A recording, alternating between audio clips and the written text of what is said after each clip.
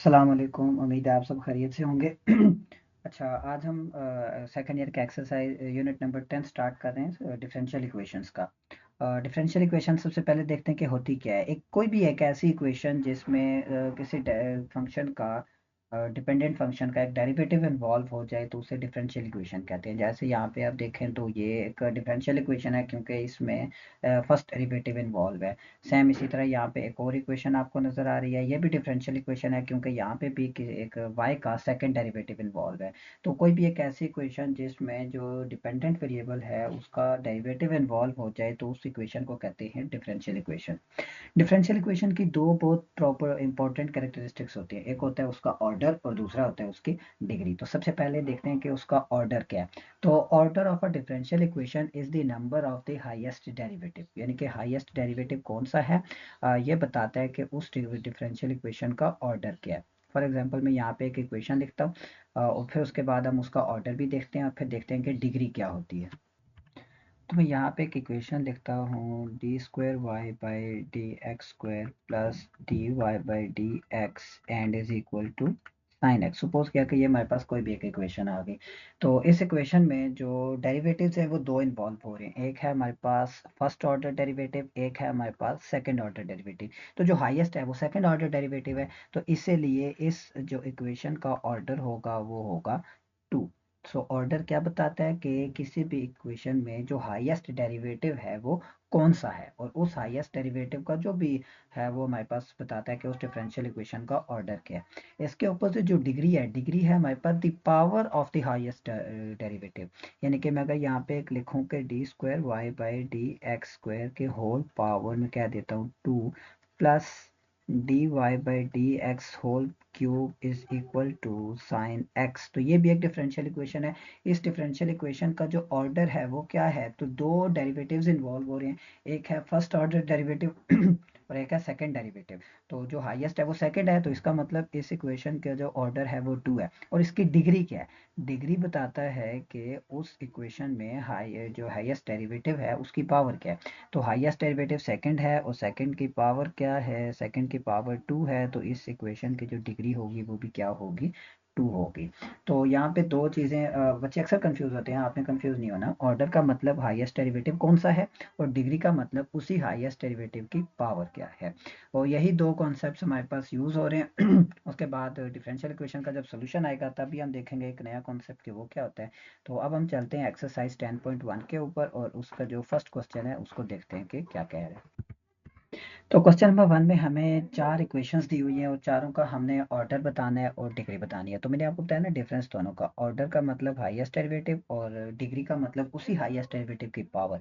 तो यहाँ पे जो इक्वेशन दी हुई है उसमें एक ही डेरिवेटिव है और वो फर्स्ट ऑर्डर का है, तो ऑर्डर 1 आ जाएगा, और उस डेरिवेटिव की जो पावर है वो भी 1 ही है, तो इसकी जो डिग्री हो जाएगी वो भी हमारे पास 1 ही हो जाएगी। अब उसके बाद चलते हैं पार्ट नंबर 2 की तरफ। तो पार्ट नंबर 2 में दो डेरिवेटिव्स हैं, एक है हमारे पास फर्स्ट ऑर्डर डेरिवेटिव और दूसरा है हमारे पास सेकंड डेरिवेटिव। तो ऑब्वियस सी बात है कि जो इसकी डिग्री ऑर्डर हो जाएगा वो 2 हो जाएगा। तो यहाँ पे हम लिखते हैं कि इस इक्वेशन का जो ऑर्डर है वो 2 है और इस इक्वेशन की डिग्री क्या है, डिग्री का मतलब हाईएस्ट डेरिवेटिव की पावर। तो ये हाईएस्ट डेरिवेटिव है और इसकी पावर कुछ भी नहीं है तो 1 है, तो इसकी डिग्री भी हमारे पास 1 आ जाएगी। थर्ड पार्ट में हमारे पास दो डेरिवेटिव्स हैं, एक है हमारे पास थर्ड और फर्स्ट डेरिवेटिव और एक है हमारे पास थर्ड डेरिवेटिव। तो क्योंकि थर्ड डेरिवेटिव ग्रेटर है तो इसलिए इसके जो ऑर्डर है इसका वो हो जाएगा हमारे पास ऑर्डर इज इक्वल टू 3। और डिग्री, डिग्री का मतलब पावर, लेकिन किसकी पावर, हाईएस्ट डेरिवेटिव की पावर। तो ये हाईएस्ट डेरिवेटिव है और इसकी पावर 1 है, तो इसकी डिग्री भी हमारे पास 1 आ जाएगी। और लास्ट लास्ट में हम कहते हैं कि ये जो इक्वेशन है इसका ऑर्डर क्या है, तो ऑर्डर मतलब हाईएस्ट डेरिवेटिव, ऑर्डर इसका आ गया 2 और इसकी डिग्री क्या है, power of the highest derivative यानी कि 1। क्वेश्चन नंबर 2 में कहता है in each case show that the indicated function is a solution of the differential equation.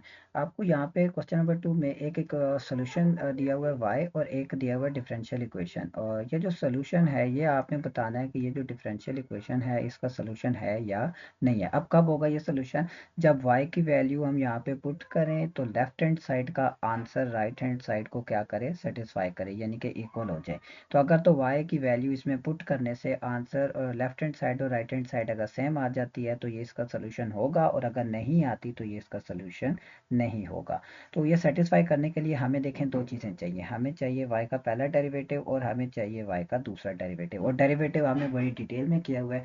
तो हम यहाँ पे मैं डायरेक्टली y का पहला डेरिवेटिव फाइंड करता हूँ, यानी कि dy डिवाइडेड बाई dx।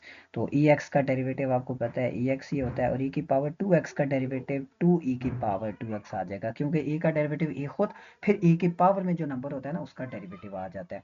ये आ गया हमारे पास dy बाई डी एक्स, पहला डेरिवेटिव ये जो हमने फाइंड करना था ये आ गया, पुट कर लेंगे।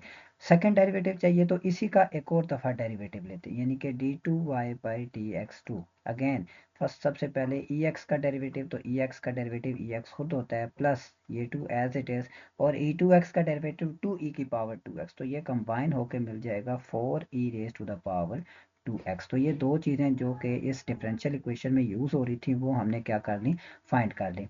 अब हम लेते हैं left hand side of differential equation. Differential equation की लेफ्ट हैंड साइड लेंगे और उसमें वैल्यूज पुट करेंगे, यानी कि d2y by D X two minus 3 dy by D X and plus 2y। Values put करते हैं, d2y by D X two किसके इक्वल आया था, e raise to the power x plus 4e raise to the power 2x minus 3 dy by D x, यानी कि e raise to the power x plus 2e raise to the power 2x, और last में हमारे पास है plus 2y, y equal है हमारे पास e raise to the power x plus e raise to the power 2x।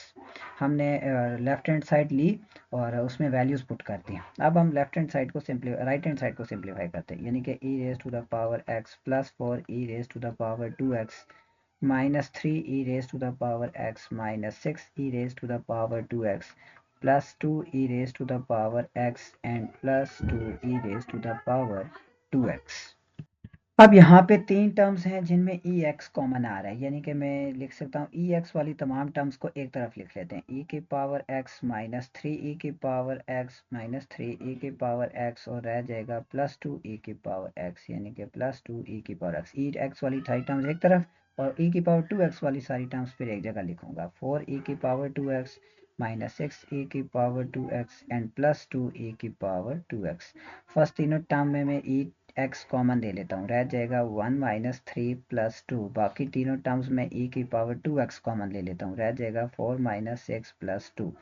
यह आ जाएगा हमारे पास e की power x into zero plus e की पावर 2x इंटू ज़ीरो, और 0 प्लस 0 इज़ 0, और ये है हमारे पास राइट हैंड साइड।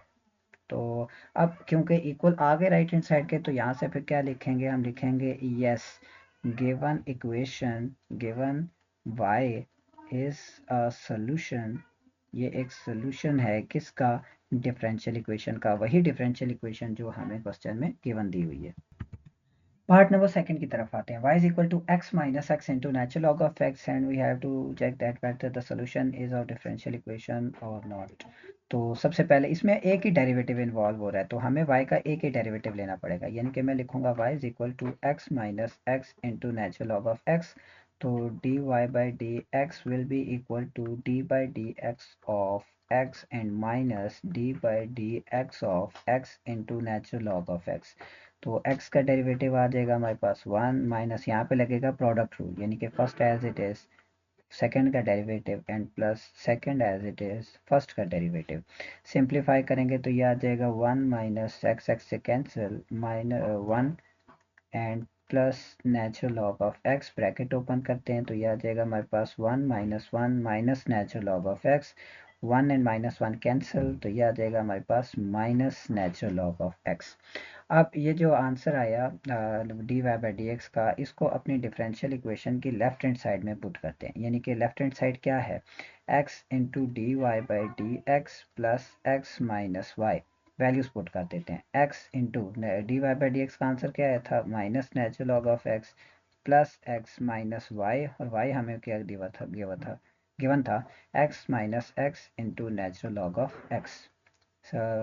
सिंप्लीफाई करते हैं, minus X into natural log of X plus X minus X and plus x into natural log of x. तो यहाँ से अगर आप देखें तो x माइनस एक्स से cancel, minus x natural log of X plus x natural log of x से cancel, तो आंसर आ गया 0, और ये किसके इक्वल है, राइट हैंड साइड के, तो ये सेटिस्फाई हो गई। तो इसका मतलब कि जो y गिवन था that is a solution of the differential equation given in the question. Part number C पे चलते हैं। y is equal to X plus C E raise to the power minus X. Again अब हम इसका derivative लेते हैं सबसे पहले। तो मैं लिखूंगा सोल्यूशन में D Y by D x is equal to D by D X of Y हमें गिवन दिया हुआ है एक्स प्लस सी ई की पावर माइनस एक्स। तो प्रोडक्ट रूल लगेगा, यानी कि x plus C as it is E की पावर माइनस एक्स का डेरिवेटिव माइनस ई की power minus X and plus E की power minus X as it is X plus C का derivative यानी कि 1 आ जाएगा। तो इसको हम सिंप्लीफाई करके यूँ लिखेंगे minus E raise to the power minus X into x plus C and plus E raise to the power minus X. ये हमारे पास आंसर आ जाएगा D Y by D X का। और यही D Y by D X जब हम अपनी डिफरेंशियल इक्वेशन की लेफ्ट हैंड साइड में पुट करेंगे तो वो है क्या, वो है हमारे पास D Y by D X plus Y, और ये इक्वल होना चाहिए E raise to the power minus X के। तो सिंपल देखते हैं कि आंसर इक्वल होता है या नहीं। तो ये इक्वल हो जाएगा, D Y by D X का आंसर क्या था, minus E raise to the power minus X into x plus C and plus E raise to the power minus X plus Y. और वाई किसके equal given था, Y हमारे पास था E X plus C E raise to the power minus X. तो अब यहाँ पे अगर आप देखें तो फर्स्ट टर्म और थर्ड टर्म दोनों एक दूसरे के साथ कैंसिल हो जाएंगी, तो मेरे पास आंसर आ जाएगा ई raise to the power minus x. और यही हमारे पास है right hand side of the differential equation. इसका मतलब ये सोल्यूशन भी क्या कर गया, सेटिस्फाई कर गया। और अगर सेटिस्फाई हो गया तो ये उसका सोल्यूशन है। इसके बाद इसका last part y is equal to e raised to the power x plus e raised to the power minus x, and you have to satisfy whether you have to check whether the solution is whether the required whether the y is a solution of the differential equation y double prime minus 3y prime plus 2y is equal to 0। y double prime का मतलब y इसका second derivative, y prime means y का first derivative. तो सबसे पहले तो जो y की वैल्यू गिवन दी हुई है मैं उसका डेरिवेटिव ले लेता हूँ, यानी कि y प्राइम e का डेरिवेटिव आपको पता है E X as it is, और e माइनस एक्स का डेरिवेटिव हो जाएगा minus E raise to the power minus X, क्योंकि E raise to the power minus X का जो डेरिवेटिव होगा तो एज इट इज होगा। फिर पावर का डेरिवेटिव माइनस एक्स का डेरिवेटिव -1 हो जाता है। और यहीं से मैं इसका सेकंड डेरिवेटिव भी फाइंड कर लेता हूँ, तो ये आ जाएगा अगेन दोबारा से E raise to the power X plus E raise to the power minus x. और इन दोनों को मैं पुट करता हूँ इक्वेशन की राइट हैंड से लेफ्ट हैंड साइड पे, यानी कि Y double prime minus 3y prime and plus 2y which is equal to, तीनों की जगह वैल्यू पुट करेंगे, Y double prime E raise to the power X plus E raise to the power minus X minus 3y prime e raised to the power x minus e raised to the power minus x and plus 2y again e raised to the power x plus e raised to the power minus x। Simplify करते हैं तो ये आ जाएगा E X plus E minus X minus 3 E raise to the power X plus 3 E raise to the power minus X plus 2 E raise to the power X plus 2 E raise to the power minus X. जहाँ जहाँ पे ई x आ रहा है उनको common ले लेते हैं, तो ई एक्स आ रहा है हमारे पास या फर्स्ट टर्म में यानी कि 1, फिर उसके बाद ई एक्स की ये वाली टर्म है यानी कि -3, और फिर ई की पावर ये है यानी कि +2। तो ई एक्स वाली तमाम टर्म्स को मैंने कॉमन लेके कोफिशेंट्स को लिख लिया। अब हम देखते हैं कि ई की पावर माइनस एक्स के साथ कौन कौन से वैल्यूज आ रही हैं। ई की पावर माइनस एक्स यानी कि -1, तो उसके बाद ई की पावर माइनस एक्स यानी कि +3, और लास्ट में ई की पावर माइनस एक्स यानी कि +2 आ गया। तीनों वैल्यू जो जो ई की पावर माइनस एक्स के साथ आ रही थी वो भी हमने लिख ली। अब हमने इनको सिंप्लीफाई करना है, तो यह आ जाएगा ई की power x into 0 plus E की पावर माइनस एक्स इंटू 4, और यूं ये मेरे पास आंसर आ जाएगा 4 ई की पावर माइनस एक्स। लेकिन ये तो इक्वल टू 0 नहीं है, यानी कि इसमें जो लेफ्ट हैंड साइड और राइट हैंड साइड सेटिस्फाई नहीं हुई, तो हम क्या लिखेंगे, हम लिखेंगे y is not a solution of the differential equation, यानी कि इस केस में जो डिफरेंशियल इक्वेशन का सोल्यूशन है वो y नहीं है। उसके बाद क्वेश्चन नंबर 3 में आपको एक सोल्यूशन दिया हुआ है X Y is equal to C, C यहाँ पे एनी आर्बिट्रेरी कांस्टेंट है। तो ऐसा सोल्यूशन जो सी पे डिपेंड करता है या जिसमें सी की वैल्यू हमें पता नहीं होती, ऐसे सोल्यूशन को कहते हैं जनरल सोल्यूशन। और हमें साथ में जनरल सोल्यूशन को पर्टिकुलर सोल्यूशन में चेंज करने के लिए एक इनिशियल कंडीशन हमें गिवन होगी हमेशा। तो पर्टिकुलर सोल्यूशन जब डिफाइन करेंगे तो क्या करेंगे, हम इनिशियल कंडीशन को यूज़ करेंगे। इस इनिशियल कंडीशन में जो ब्रैकेट के इनसाइड वैल्यू होगी वो इंडिपेंडेंट वेरिएबल की होगी यानी कि एक्स के, और राइट हैंड साइड पे जो वैल्यू होगी वो डिपेंडेंट वेरिएबल की होगी यानी कि वाई की। उसको जब हम अपनी इक्वेशन में पुट करेंगे तो हमारे पास सी का जो आंसर आएगा और वो पुट करने से जो सोल्यूशन है वो पर्टिकुलर सोल्यूशन आ जाएगा। यानी कि अब हम जो इक्वेशन दी हुई है उसमें x को पुट करते हैं 2 और y को क्या पुट करते हैं 1। तो ये जो इक्वेशन है ये क्या बन जाएगी, फिर x की जगह 2 आ जाएगा, y की जगह 1 आ जाएगा, is equal to c, and 2 1 ज़ा 2। तो c का क्या आंसर आ गया, c इज इक्वल टू 2। इस 2 को दोबारा इक्वेशन में पुट करेंगे यानी कि X Y is equal to 2, और ये क्या है, ये हमारे पास आ जाएगा रिक्वायर्ड पर्टिकुलर सोल्यूशन, वही तो हमने फाइंड करना था। पार्ट नंबर बी में भी हमें वाई एक जनरल सोल्यूशन दिया हुआ है और एक इनिशियल कंडीशन के साथ हमने पर्टिकुलर सोल्यूशन की वैल्यू फाइंड करनी है। लेकिन यहाँ पे हम क्या करेंगे, x की जगह 1 पुट करेंगे, put x is equal to 1, and y की जगह क्या पुट करेंगे, y की जगह 2 पुट करेंगे। तो ये आ जाएगा हमारे पास 2 is equal to 1 minus 1 into natural log of 1 plus C. Natural log of 1 0 होता है तो ये आ जाएगा हमारे पास 1 प्लस सी, और यहाँ से c का जो आंसर है वो आ जाएगा हमारे पास 2 माइनस 1 यानी कि 1। तो ये जब c की वैल्यू दोबारा पुट करेंगे तो हमारे पास आंसर आ जाएगा y is equal to X minus X into natural log of x plus 1, और यही है हमारे पास required particular solution. Part number सी में भी एक इक्वेशन दी हुई है, sine of X Y plus Y is equal to C, and initial condition Y of pi by 4 is equal to 1।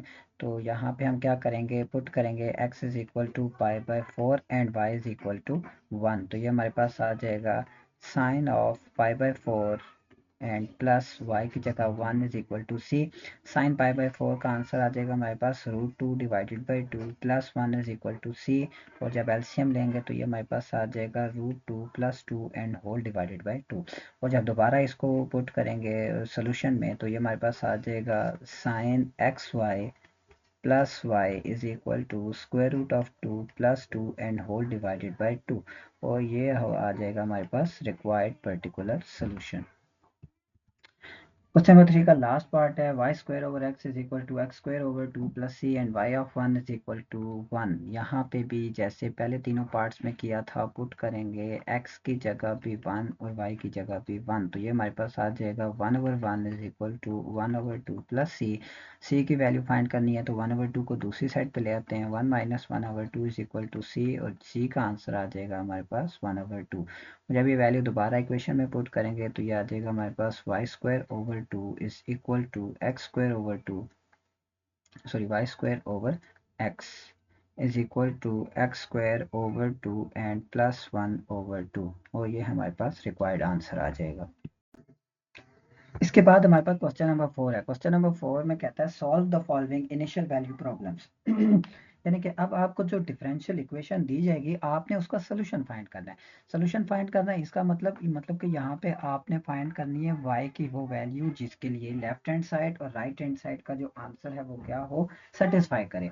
अच्छा, ये सोल्यूशन फाइंड करने के लिए हमारे पास दो मेथड्स होते हैं, जिनमें फर्स्ट एक्सरसाइज में मेथड जो यूज हो रहा है वो है हमारे पास method of separation of variables, method of separation of variables।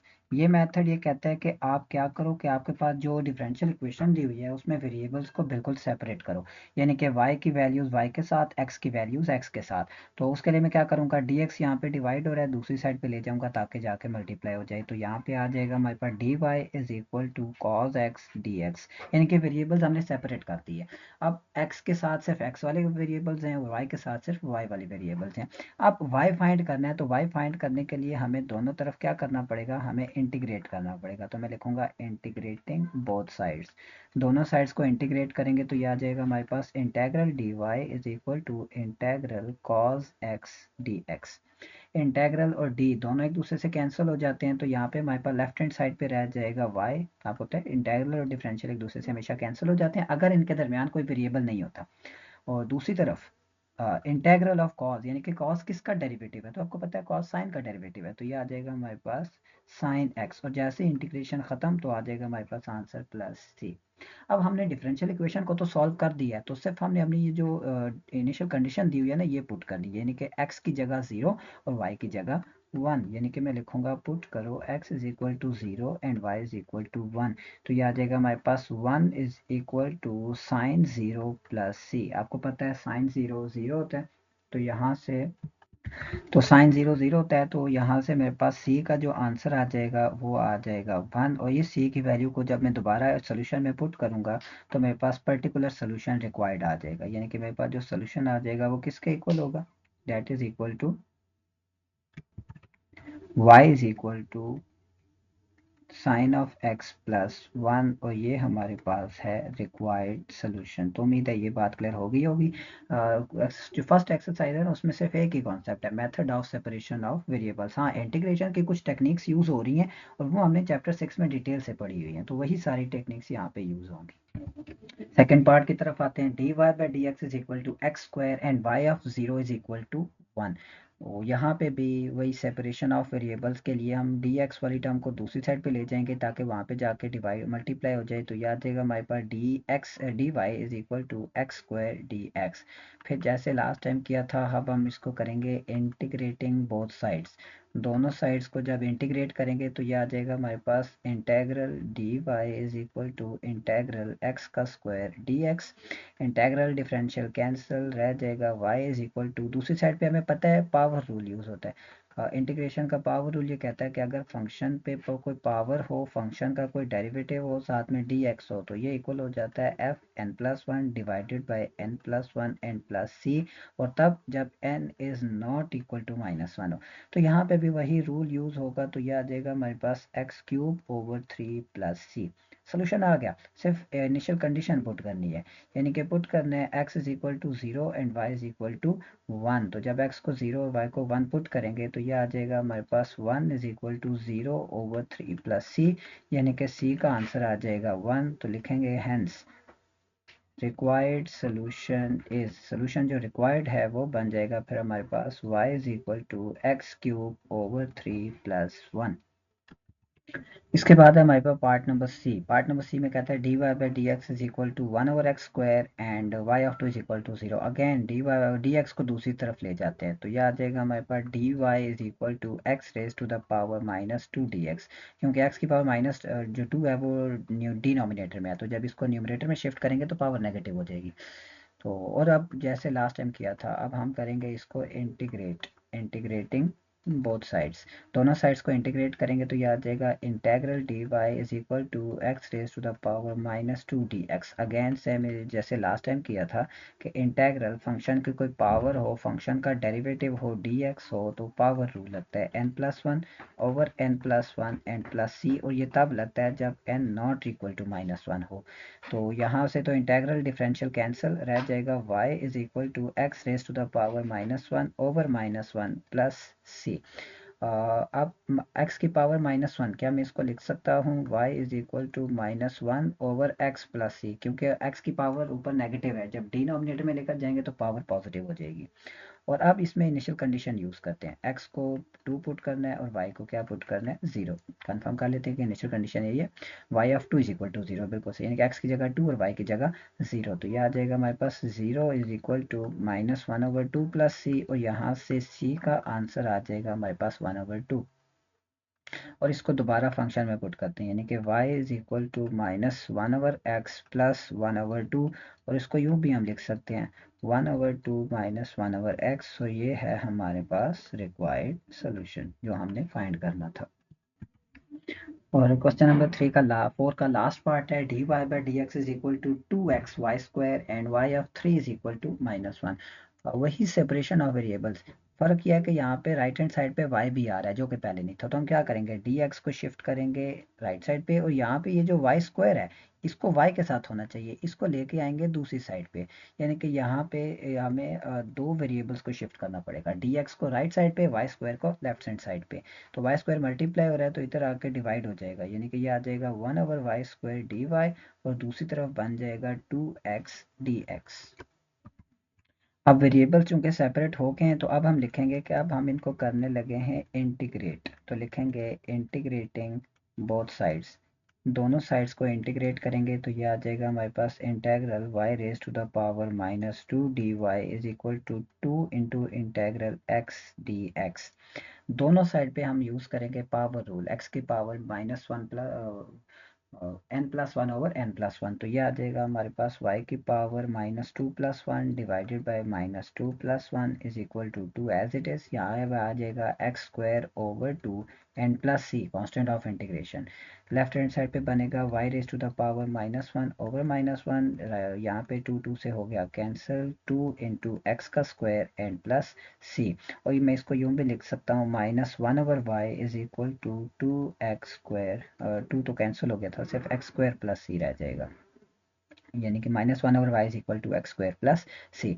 Solution आ गया। सिर्फ एक चीज, इनिशियल कंडीशन, x को 3, y को -1 पुट करेंगे, x is equal to 3, put x is equal to 3 and y is equal to -1। तो ये क्या बनेगा, ये आ जाएगा हमारे पास -1/-1 इज इक्वल टू 3² + c, यानी कि 1 इज इक्वल टू के 3² को जब दूसरी तरफ ले जाएंगे तो माइनस हो जाएगा, 1 - 9 इज इक्वल टू c, और यहाँ से c का आंसर आ जाएगा हमारे पास -8। अब इस c की वैल्यू को जब y में पुट करेंगे तो क्या बनेगा, -1/y, this implies -1/y is equal to x² - 8। अब यहाँ से हमने किसी तरह y की वैल्यू फाइंड करनी है। तो सबसे पहले काम करते हैं कि ये जो माइनस है इसको दूसरी साइड शिफ्ट करते हैं, जब दूसरी तरफ जाएगा तो दोनों के साइन चेंज कर देगा। तो ये आ जाएगा 1/y is equal to 8 - x²। 8 negative था पॉजिटिव हो गया, x² पॉजिटिव था नेगेटिव हो गया। और अब दोनों साइड पे रेसिप्रोकल भी ले लेते हैं, तो y किसके इक्वल हो जाएगा, 1/8 - x²। और ये हमारे पास आ जाएगा रिक्वायर्ड आंसर जो हमने फाइंड करना था। अब हम आते हैं इस एक्सरसाइज के लास्ट क्वेश्चन की तरफ, यानी कि कहता है suppose a student carrying corona virus returns to an isolated college campus of 1000 students. यानी कि एक स्टूडेंट है जो कि जिसको कोरोना वायरस हुआ था और वो एक कॉलेज में आया जिसमें 1000 स्टूडेंट्स ऑलरेडी थे। If it is considered that the rate at which the virus spreads is proportional not only to the number of infected students but also to the number of students not infected, find the number of infected students after 6 days if it is further observed that after 4 days is equal to 50।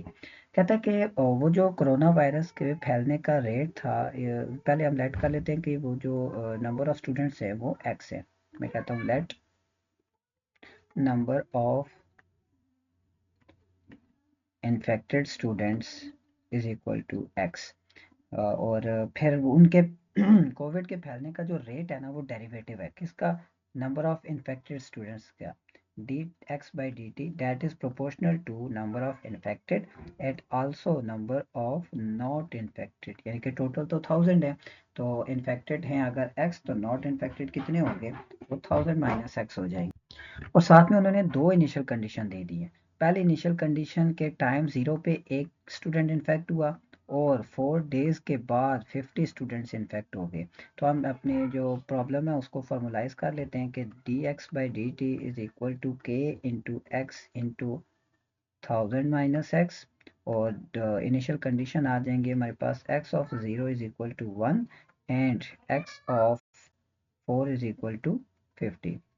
तो यहाँ से अब हमने क्या करना है कि ये जो इक्वेशन हमारे पास आई है इसको सॉल्व करना है फॉर एक्स। एक्स की वो वैल्यू जिसमें टाइम को 6 पुट करने से कितने स्टूडेंट्स जो हैं वो इन्फेक्ट होते हैं। तो अगेन क्योंकि ये एक डिफरेंशियल इक्वेशन है तो यहाँ पे लगाएंगे method of separation of variable D T को दूसरी साइड ले जाएंगे और एक्स वाले दो वेरिएबल जो है उनको दूसरी साइड लेके आएंगे यानी कि एक्स के साथ। तो जब ये कर लेंगे तो हमारे पास आंसर क्या आ जाएगा, 1/x इंटू 1000 - x dx, और दूसरी साइड पे हमारे पास आ जाएगा k इंटू डी टी। अब फिर हम दोनों को इंटीग्रेट करेंगे दोनों साइड्स पे तो यह आ जाएगा हमारे पास इंटीग्रेटिंग बोथ साइड्स। दोनों साइड्स को इंटीग्रेट करने से क्या मिलेगा, 1/x into 1000 - x into D x. दूसरी तरफ आ जाएगा हमारे पास k into integral D T. इसको नाम दे देते हैं इक्वेशन 1। राइट हैंड साइड की इंटीग्रेशन तो बड़ी आसान है, लेकिन लेफ्ट हैंड साइड पे हमें थोड़ा सा सिंप्लीफिकेशन करनी पड़ेगी। कैसे? क्योंकि राइट हैंड साइड पे हमारे पास फ्रैक्शन है, और फ्रैक्शन में जब इंटीग्रेशन आती है तो हमें यूज़ करना पड़ता है पार्शियल फ्रैक्शन। तो हम लिखेंगे 1/x इंटू 1000 - x, और ये इक्वल हो जाएगा हमारे पास a/x plus b/1000 - x। Cross multiply करके एलसीएम लेके कैंसिल करते हैं तो हमारे पास आंसर आ जाएगा a into 1000 - x plus b into x. अब a और b की वैल्यू फाइंड करने के लिए पहले हम a का कोफिशिएंट 0 करते हैं ताकि b का आंसर आए। यानी कि हम कब होगा जब x को क्या पुट करेंगे, x को पुट करेंगे हम 1000, x को 1000 पुट करेंगे तो ये आ जाएगा 1 is equal to a into 0 plus b into 1000, यानी कि यहाँ से b का आंसर आ जाएगा हमारे पास 1/1000। फिर b का जो कोफिशिएंट है वो 0 करते हैं, यानी कि x को 0 कर लेते हैं, तो ये आ जाएगा हमारे पास 1 is equal to a into 1000 plus b वाली टर्म जो है वो 0 हो जाएगी। तो यहाँ से a का आंसर आ जाएगा, वो भी आ जाएगा हमारे पास 1/1000। तो ये दोनों टर्म जब यहाँ पे पुट करेंगे तो ये आ जाएगा हमारे पास 1/1000 into x plus 1/1000 into 1000 minus x. और यहाँ तक करने के बाद दोनों में अगर आप देखें तो 1000 कॉमन है, तो 1000 को कॉमन लेने के बाद क्या बनेगा, हम लिखेंगे फिर इसको 1/x into 1000 minus x is equal to 1/1000 into अंदर आ जाएगा हमारे पास 1/x प्लस 1/1000 माइनस एक्स। यहाँ तक लिखने के बाद अब हमने क्योंकि इसको इंटीग्रेट करना है तो मैं लिखूंगा इंटीग्रेटिंग बोथ साइड्स, क्योंकि इक्वेशन नंबर 1 की लेफ्ट हैंड साइड पे इसको इंटीग्रेट करना था।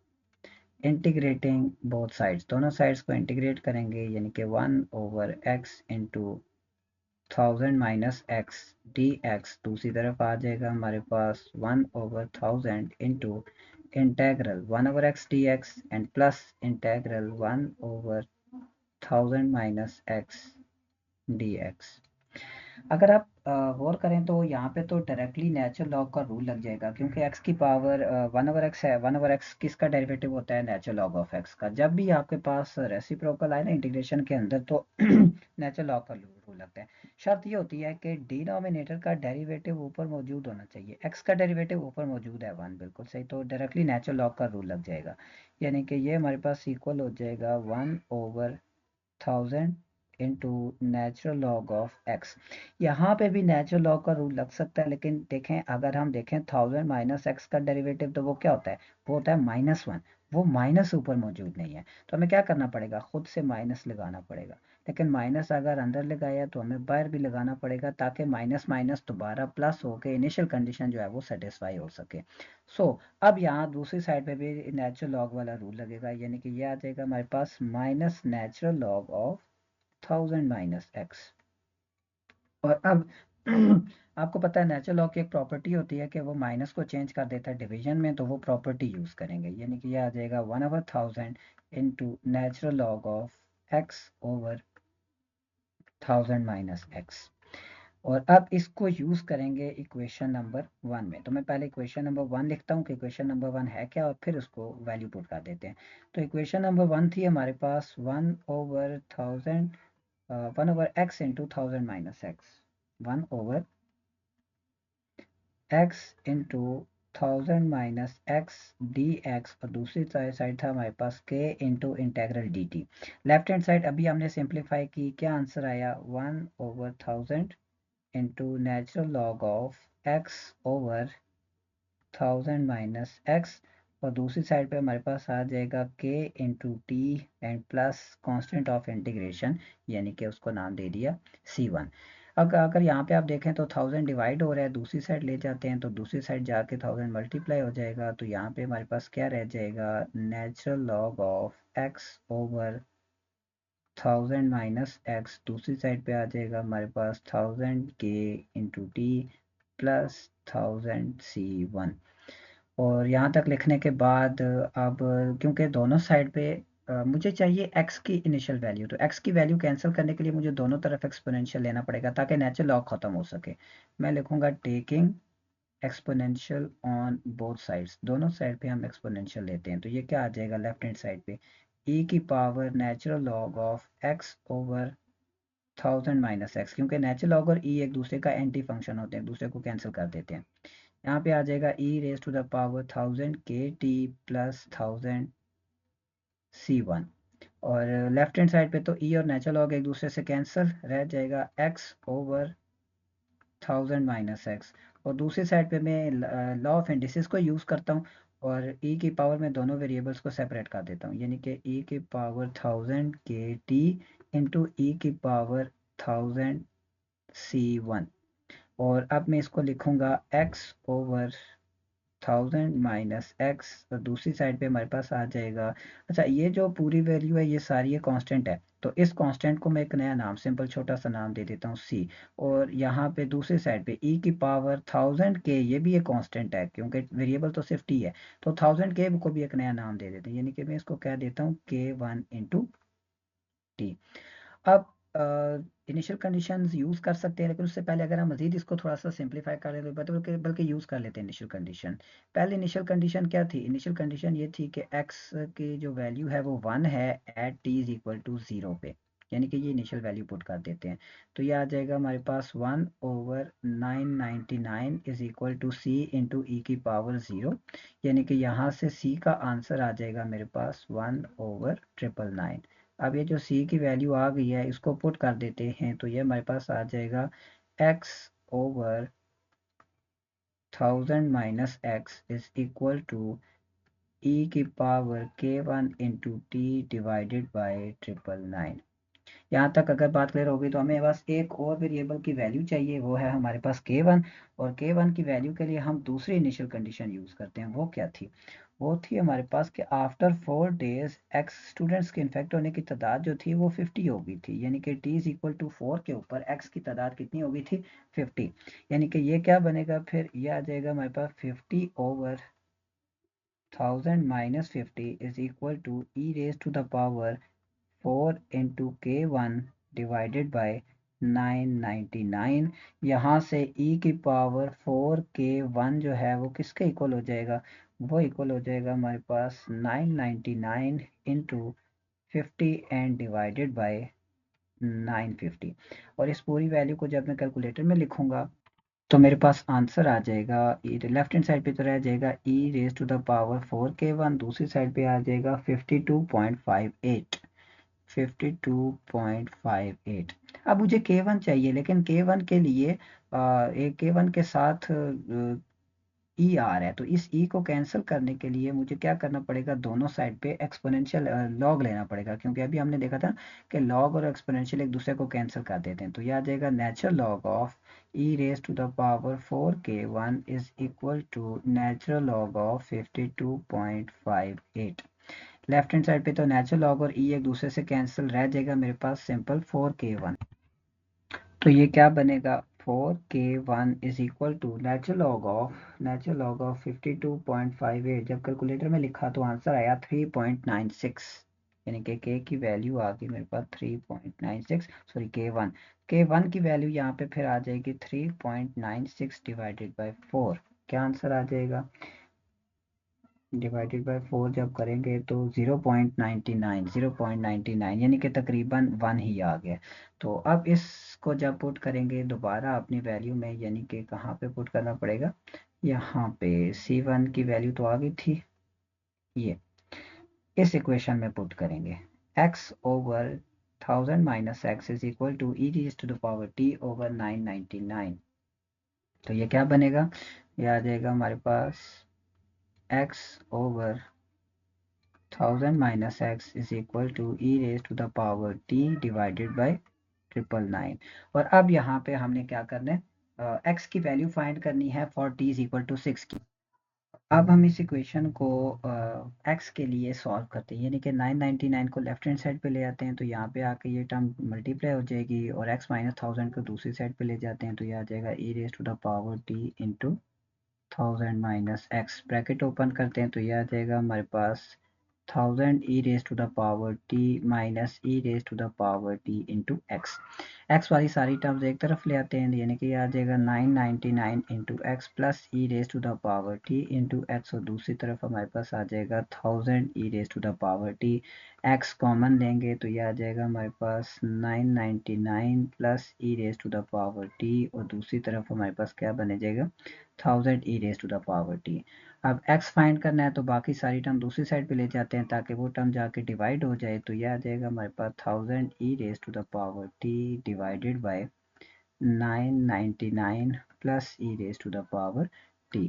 और अब हमने यहाँ पे क्या पुट करना है कि t इज इक्वल टू 6 के लिए x की क्या वैल्यू है, यानी कि t को 6 पुट कर देंगे, तो t को जब 6 पुट करेंगे तो यह आ जाएगा 1000 e raise to the power 6 divided by 999 plus E raise to the power 6।